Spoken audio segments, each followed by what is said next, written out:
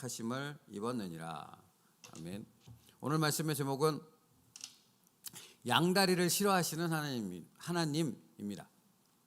흔히 사람들은 하나님을 의지한다고 말하지만 두 다리를 다 걸치지 않습니다. 한 다리만 걸치고 있으려 합니다. 이유가 무엇입니까? 하나님을 의지하는 것 같지만 사실은 그것만으로는 안심이 되지 않기 때문입니다. 그것만으로는 자기가 이루고자 하는 목적을 이룰 수 없다라는 불신이 있기 때문입니다. 그래서 사람들은 하나님을 의지하는 척하면서 또 다른 한편으로 인간적인 방편을 강구하죠. 그렇죠? 기도하면서 전 보러 갑니다. 전 보러 가진 않더라도 기도는 하는데 부흥회나 예배나 기도에 참여해서 무언가를 구하며 하나님 앞에 간구를 하는데 그 마음속 깊은 곳에서는 어떤 생각을 가지고 있는가? 이게 될까? 응답이 될까? 내 뜻대로 될까? 이런 마음이 여기 밑에 깔려 있습니다. 여러분, 이건 실제적인 얘기죠. 제가 언젠가도 말씀드렸지만 그러니까 청년이었을 때 어떤 선배 청년이 열심히 수련회 가서 3박 4일을 뜨겁게 부르짖어 목이 새도록 기도했습니다. 그리고 이제 그렇게 은혜 가운데 수련회를 마치고 이렇게 돌아오는데 그 선배의 이야기가 어떤 얘기가 있었냐면 자기는 반지점을 믿는데요. 저는 반지점이라는 말을 처음 들어봤다니까요. 반지점이 뭐냐 물어봤더니 뭐 하여튼 반지를 꼈는지 반지에 낀 자국을 가지고 하는 건지 그런 걸로 점을 보는 거예요. 그러면 그 점에 어떻게 그 사람에게 예언이 됐는가? 너는 2번 결혼할 것이다. 그렇게 예언이 됐대요. 여러분, 근데 이게 정말 답답했던 것이 무엇이냐면 지금 3박 4일로 은혜롭게 수련회에 가서 말씀 듣고 기도하고 찬양하고 정말 은혜에 충만하다 그러고 내려오는 거잖아요. 그럼 뭐가 가득해야 됩니까? 이 안에? 믿습니다. 하나님. 내 인생을 하나님께서 주장하시고 하나님께서 응답하시고 인도하실 것을 나는 믿습니다. 여야 하지 않습니까? 적어도 그게 나중에 약해질지라도. 그런데 내려오는 그 상황 속에서 그 사람 마음 중심에는 여전히 자기가 봤던 그 정말 근거도 알 수 없는 그 반지점에 대한 생각으로 가득하고 그게 이루어질 거라고 생각하는 듯이 말을 하더라는 겁니다. 이것뿐입니까?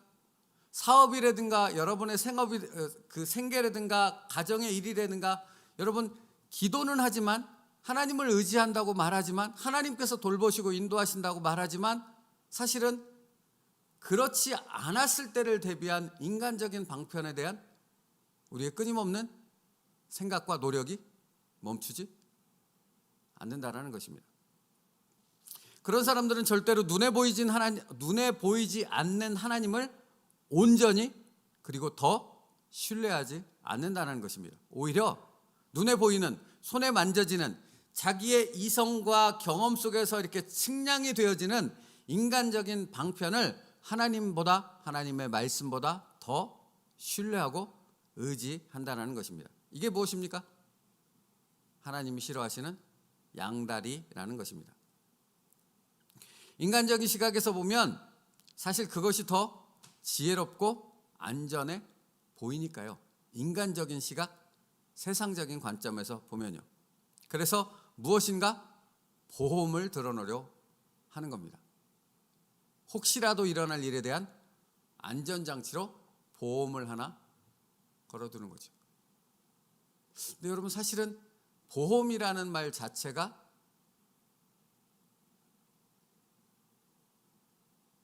실질적인 해결책입니까? 암보험이 암을 없애주나요? 아니지 않습니까? 근데 사람들은 보험 들었다라는 것을 아주 신뢰하고 의지한다는 것입니다. 보험은 그분의 인생을 바꿔줄 수가 없는데도요. 신앙 안에서도 마찬가지입니다. 뭔가 그렇게 인간적인 방편을 강구함으로 보험 하나를 들어놓고 안전책을 마련해 놨다라고 생각하는 겁니다. 여러분, 그러면 생각해 보십시오. 그런 인간적인 방편을 한쪽에서 그런 것들을 추구하고 그런 걸 마련해 놓은 사람이 온전히 하나님만 의지하는 신앙 가운데로 나아갈 수 있겠습니까? 불가능하죠. 불가능합니다. 하나님이 만든 질서체계도 똑같은 겁니다. 사실은 이 강대상이 무너지지 않을 것을 압니다. 제가 신뢰합니다. 그렇다면 저는 이 강대상에 온몸을 싣고 딛고 두 팔로 들어설 수도 있겠죠.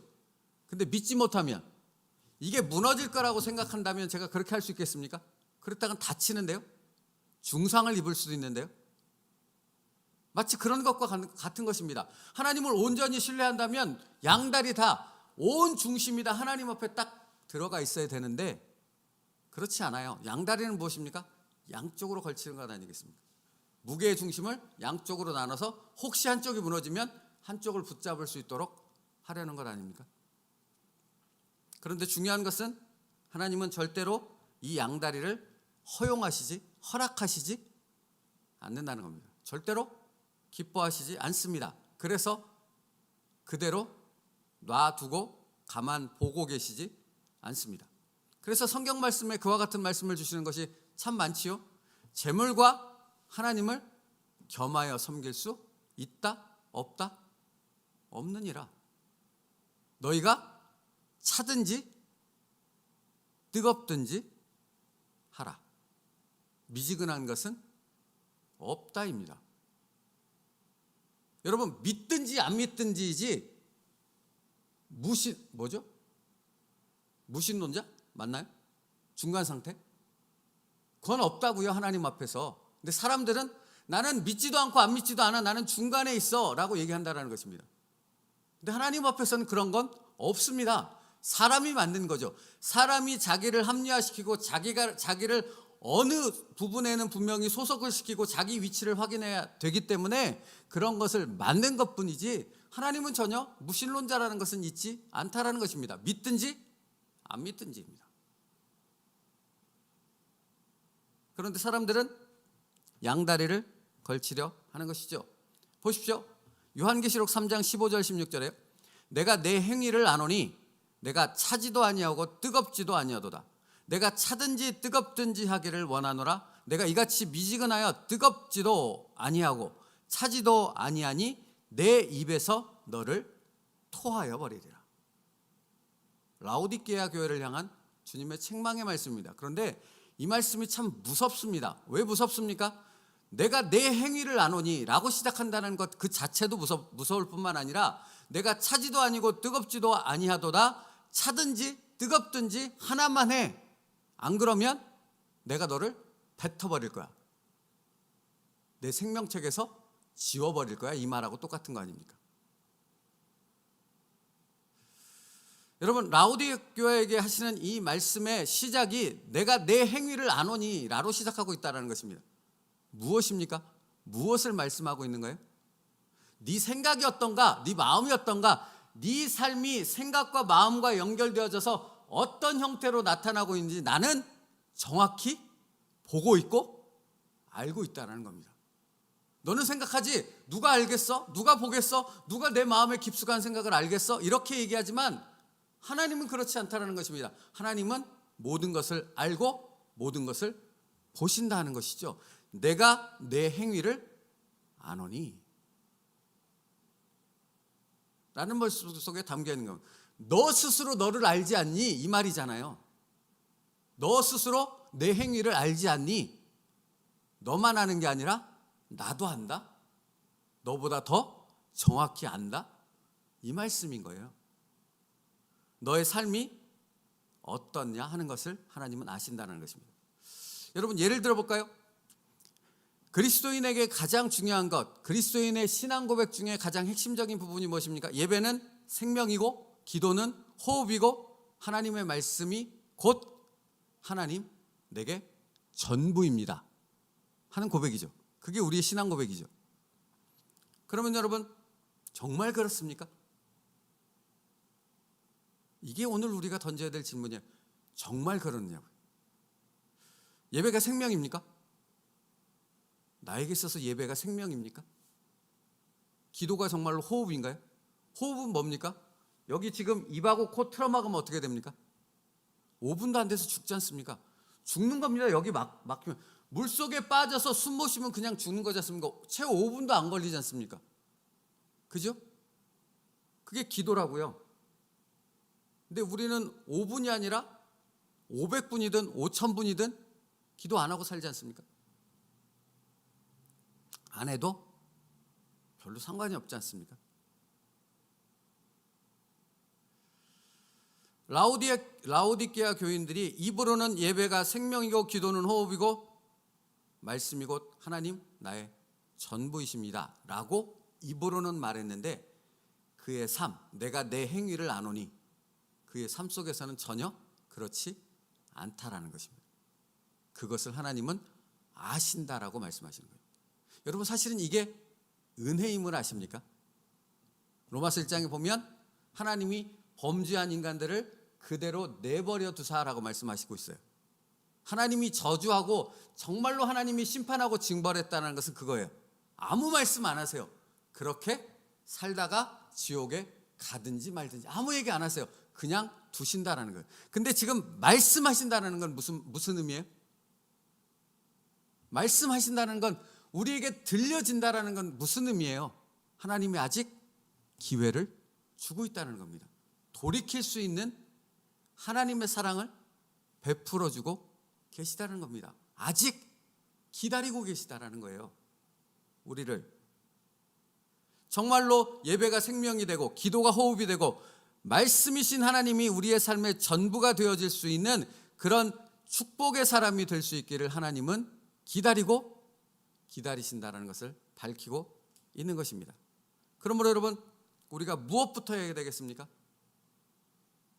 들려지는 하나님의 말씀을 신뢰하는 것부터 먼저 해야 되는 겁니다. 그래서 중요한 겁니다. 여러분, 맞지 않습니까? 제가 지금 하나님의 말씀을 선포하고 있는데, 하나님의 말씀을 전하고 있는데, 여러분이 저를 신뢰하지 않는다면 속으로 이렇게 생각하실 거 아닙니까? 뭐 다 말해봐, 뭐든지 얘기해봐, 난 안 믿으니까. 그러면 제가 전하는 것, 이 예배가 의미가 있습니까? 없습니까? 아무 의미가 없지 않습니까? 그렇죠? 그렇지 않습니까? 하나님의 말씀을 신뢰하고 하나님의 말씀을 의지하여 살아갈 때 정말 하나님이 우리의 삶에 함께 하신다는 놀라운 역사를 경험할 수 있습니다. 그렇지 않는 한 하나님의 역사는 경험되어질 수 없는 것이죠. 여러분, 불순종이 무엇입니까? 불순종이라는 단어에 담겨있는 의미가 뭐예요? 하나님의 말씀을 신뢰하지 않는다라는 것이거든요. 근데 그것이 의미하는 바가 뭔지 아십니까? 이스라엘 백성들의 역사를 보면 아주 정확히 알 수 있어요. 민수기에 보면 출애굽 1세대가 가데스 바네아라는 곳에 이르렀다라는 것을 기록하고 있습니다. 시내산을 거쳐서 다시 이렇게 위쪽으로 올라가죠. 그러면 가데스 바네아라는 곳이 있어요. 거기는 이제 가나안 땅으로 들어갈 수 있는 입구처럼 생각하시면 딱 맞아요. 거기에 도착했어요? 거기에 도착해 하신 하나님의 목적은 무엇입니까? 이제 가나안 땅에 들어가자라는 겁니다. 약속의 땅에 들어가자라는 거예요. 그래서 들어가기 전에 그들이 무엇했습니까? 12명의 정탐꾼을 보냈어요. 그리고 12명의 정탐꾼이 쫙 보고 정탐을 하고 난 후에 돌아왔죠. 근데 그 12명이 두 그룹으로 쫙 갈라지지 않습니까? 보고가 10명과 여호수아와 갈렙으로. 그런데 중요한 것은 그 두 보고가 서로 상반되었다는 겁니다. 반대였다고요. 한쪽 방향이 아니라 서로 180도로 갈라져서 양쪽으로 향하고 있었다는 거예요. 그러면 자, 들어보십시오. 첫 번째 10명의 그룹이 와서 뭐라고 보고했냐면 민수기 13장 31절부터 33절인데 그와 함께 올라갔던 사람들은 이르되 우리는 능히 올라가서 그 백성을 치지 못하리라. 그들은 우리보다 강하니라 하고 이스라엘 자손 앞에서 그 정탐한 땅을 악평하여 이르되 우리가 두루다니며 정탐한 땅은 그 거주민을 삼키는 땅이요 거기서 본 모든 백성은 신장이 장대한 자들이며 거기서 네피림 후손인 아낙 자손의 거인들을 보았나니 우리는 스스로 보기에도 메뚜기 같으니 그들이 보기에도 그와 같을 것이니라. 여러분, 제가 묻고 싶은 것이 있는데 지금 10명의 정탐꾼이 보고한 이 내용을 여러분이 지금 들었잖아요. 이게 지금 거짓말입니까? 또는 그들이 무언가를 잘못 보고 오판한 것입니까? 새벽에 질문 드려서 죄송해요. 이게 그들이 뭔가를 잘못 보고 오판한 거예요? 아니면 그들이 또는 상황과 다르게 거짓말을 하고 있는 거예요? 아니죠. 이건 정확히 보고 정확히 판단해서 정확히 합리적이고 이성적인 가운데 보고하고 있는 거예요. 자기들이 본 거를. 이들이 거짓말하고 있잖아요. 오판한 거 아니에요. 정말로 이랬어요. 안악자손은 이스라엘 백성보다 머리가 하나 더 높았어요. 그러니까 그렇게 거인이었다고요. 그리고 그들은 군사적으로, 무기적으로, 싸움의 경험적으로 이스라엘 백성에 비할 수 없을 만큼 훨씬 더 월등했어요. 그러니까 하나님 없이 싸움을 하게 되면 이스라엘은 백전백패가 분명했다라는 거예요. 그러니까 지금 10명의 정탐꾼이 보고한 민수기 13장 31절부터 33절까지의 보고는 정확한 보고입니까? 안 정확한 보고입니까? 정확한 보고였다라는 거예요. 너무나 이성적이고 합리적이고 정확한 보고였다고요. 그러면 이스라엘 백성들이 이 10명의 정탐꾼의 보고에 따라서 다시 애굽으로 돌아가자 한 것은 정확한 판단이라는 얘기도 되는 거죠. 어떤 관점에서 볼 때? 세상적이고 인간적이고 이성적인 관점에서 볼 때는 그런 거예요. 그렇죠? 그러니까 이스라엘 백성의 입장에서 이 부분은 자신과 자신의 가족들과 민족의 생명과 모든 것이 걸려있는 부분이잖아요. 중요해요? 안 중요해요? 중요하죠. 이 중요한 걸 아무렇게나 그냥 되나케나 보고를 받고 결정할 수는 없는 거잖아요. 정확한 보고를 얘기하는 그들의 말을 따라 정확하게 판단을 해서 결정해야 될 일이잖아요. 그러니까 그렇게 결정했던 거예요. 그래서 약속의 땅에 들어가는 것 외에, 하나님을 의지하는 것 외에 또 하나의 다리를 걸친 거죠. 인간적인 수단과 인간적인 방법을 강구해 놓은 거죠. 여기는 안 되니까 그러면 대책이 필요할 거 아닙니까? 그러니까 애굽으로 돌아가자. 우리가 살 수 있는 길을 하나님 말씀 외에 다른 방법을 마련해 놓자라는 거죠. 그런 세상적인 관점에서의 현명한 판단을 한 거예요. 그들은. 그러면 자, 두 번째요. 그와 반대되는 여호수아와 갈렙의 보고는 어떠했는가? 민수기 14장 7절부터 8절이에요. 들어보세요. 이스라엘 자손의 온 회중에게 말하여 이르되 우리가 두루 다니며 정탐한 땅은 심히 아름다운 땅이라. 가나안 땅이 아름다워요? 안 아름다워요. 저 가봤잖아요. 가봤어요. 하나도 안, 우리나라에 비하면 하나도 안 아름다워요. 도대체 뭘 보고 아름답다고 얘기하는지 모를 만큼. 자, 그 다음 얘기 들어보세요. 여호와께서 우리를 기뻐하시면 우리를 그 땅으로 인도하여 드리고 그 땅을 우리에게 주시리라. 이는 과연 젖과 꿀이는 땅이니라. 거기가 젖과 꿀이는 땅이에요? 여러분 그 광야 거기 이렇게 사막을 비롯해서 하여튼 이렇게 내려가면 돌산이고 하여튼 장난 아니에요. 장난 아니에요. 그렇게 젖과 꿀이 흐르는 땅이라고 표현하는 이유가 무엇일까라는 생각이 들 만큼. 근데 여러분 새벽이라 다 설명 못 드리지만 사실은 젖과 꿀이 흐른다라는 땅에 흐른다라는 말씀에 담겨 있는 의미가 뭐예요? 하나님이 공급하시면 그처럼 엄청난 축복의 땅이 된다라는 거예요. 하나님과 연결되어 있으면. 근데 반대로 하나님과 단절되면 어떻게 되는 겁니까? 지옥도 그런 지옥이 없는 거예요. 성경이 그렇게 나와요. 성경이 그렇게 나와요. 하나님으로부터 은혜와 축복을 받으면 그 땅은 정말로 평화롭고 축복의 땅이 되어지지만 하나님이 떠나버리면 하나님과 무관한 삶을 살게 되어지면 그것만큼 지옥이 없는 땅이 바로 그 팔레스타인 땅이에요. 그러면 여러분 보세요. 지금 여호수아와 갈렙이 보고한 것은 세상적으로, 인간적으로, 이성적으로, 합리적으로, 논리적으로 생각했을 때는 이 보고가 정확한 보고입니까? 아니지요. 아니지요. 그러면 여러분 10명의 정탐꾼을 따라 그들의 의견대로 선택해서 애굽에 돌아가자 말한 출애굽 1세대가 옳은 건가요? 아니죠. 뭐가 문제가 있는 거예요? 오직 하나님만을 의지하는 것에 문제가 있는 거예요. 오직 하나님의 말씀만을 신뢰하는가에 문제가 있는 거라고요. 이게 무슨 말인지 이해되세요? 양다리가 아니라 둘 다 걸치면 하나님이 보여요. 하나님의 말씀이 보여요. 제가 이걸 듣고 일어서면 얘가 정말로 내가 내 체중을 다 의지할 만큼 아닌지를 확실히 알 수 있잖아요. 그죠? 여호수아와 갈렙은 양다리를 걸치지 않고 두 다리를 다 하나님께 올려놓은 거예요.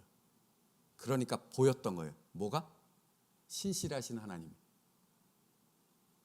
여기 지금 가데스 바네아까지 신실하게 언약을 지키시며 수없이 많은 기적을 통해 여기까지 인도하신 그 하나님을 신뢰할 수 있었던 거예요. 그러니까 똑같은 상황을 봤는데도 불구하고 그것이 이성적으로 논리적으로 합리적으로 판단된 것이 아니라 어떤 것을 근거로 판단된 거예요? 하나님을 신뢰하는 믿음 가운데 그것을 바라보고 판단한 거예요. 그들의 보고는 거기에 있는 거예요. 세상적 합리적인 관점이 아니라. 그러니까 아름다운 땅이라고 표현하고 여기는 하나님이 주신 젖과 꿀이 흐르는 땅이라고 보고했던 거예요. 여러분, 근데 이게 얼마나 중요한지 아세요?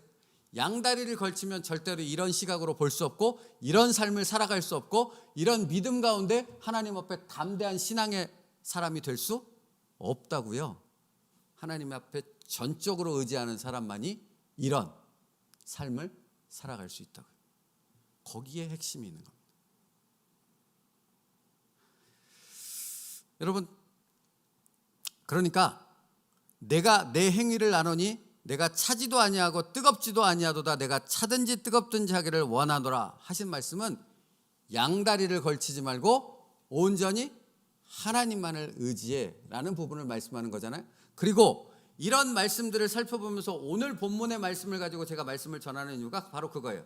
22절 말씀에 보면 이는 우리가 전에 왕에게 아뢰기를 우리 하나님의 손은 자기를 찾는 모든 자에게 선을 베푸시고 자기를 배반하는 모든 자에게는 권능과 진노를 내리신다 하였으므로, 그렇죠? 이게 무슨 말이에요? 하나님, 나는 오직 하나님만을 전적으로 신뢰합니다. 하나님의 말씀이 신실하신 하나님의 능력에 의해 반드시 이루어진다는 것을 나는 믿습니다 하는 고백이에요. 그 다음 얘기가 뭐라고 되어 있죠?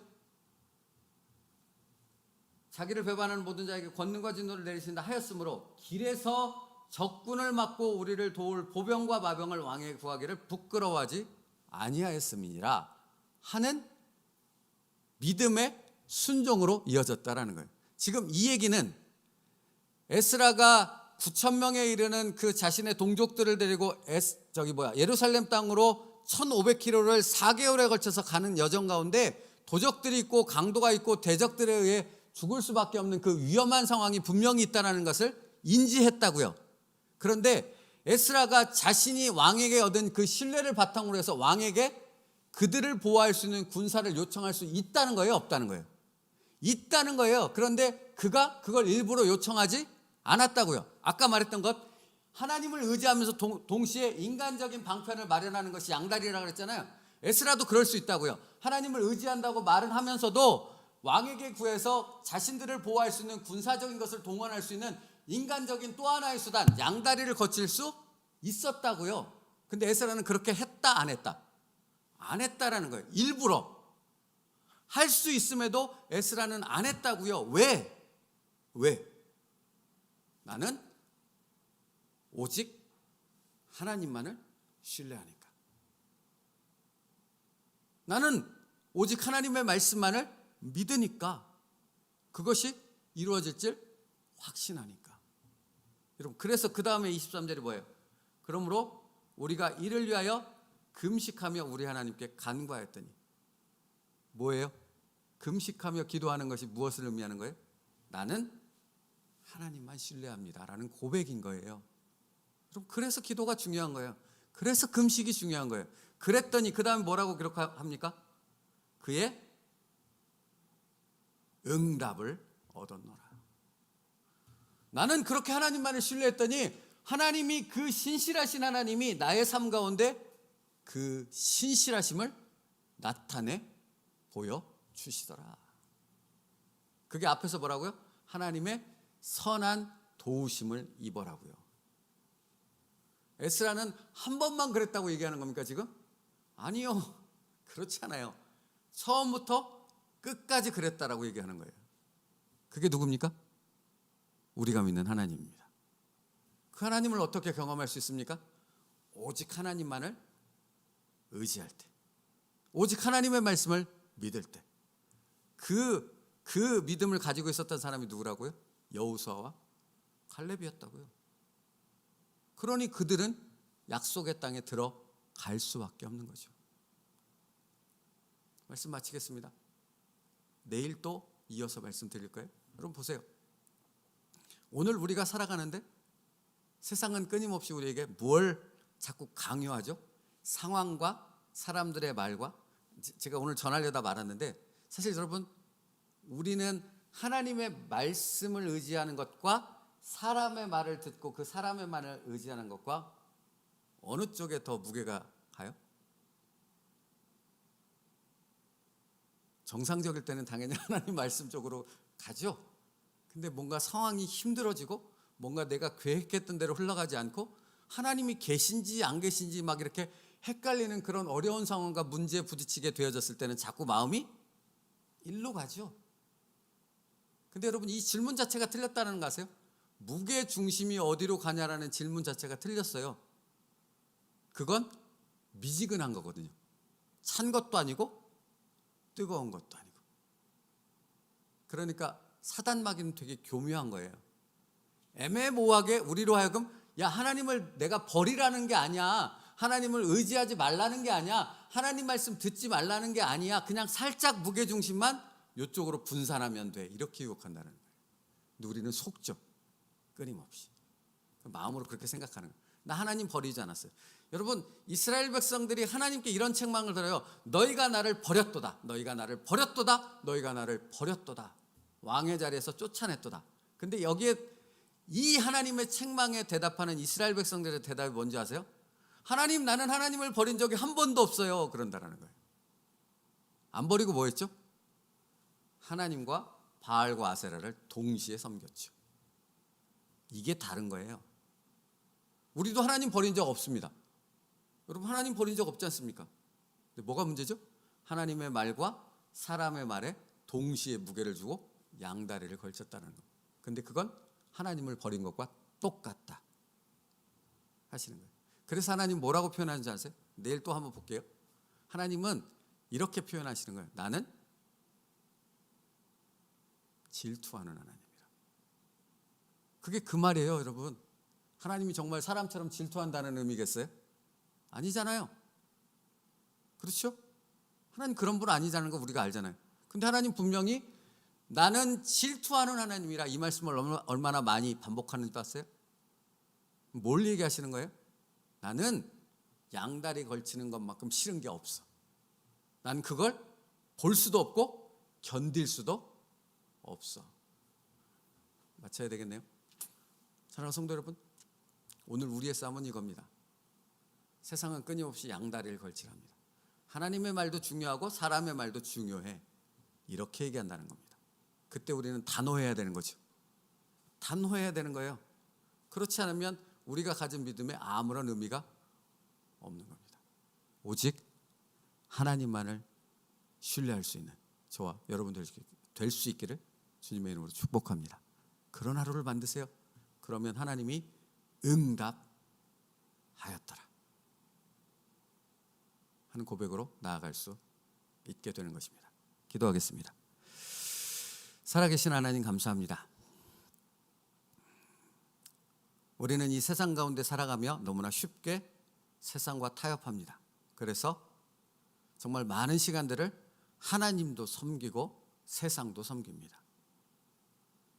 하나님의 말씀도 중요하다 고백하지만 사람의 말도 중요하다, 내 생각도 중요하다 여깁니다. 그래서 자꾸만 속습니다. 아버지 하나님, 우리에게 성령의 인도하심을 받을 수 있는 은혜를 허락하여 주옵소서. 분별하게 하옵소서. 그래서 오직 하나님만을 의지하며 신뢰할 수 있는 믿음의 삶을 살아가게 하여 주시옵소서.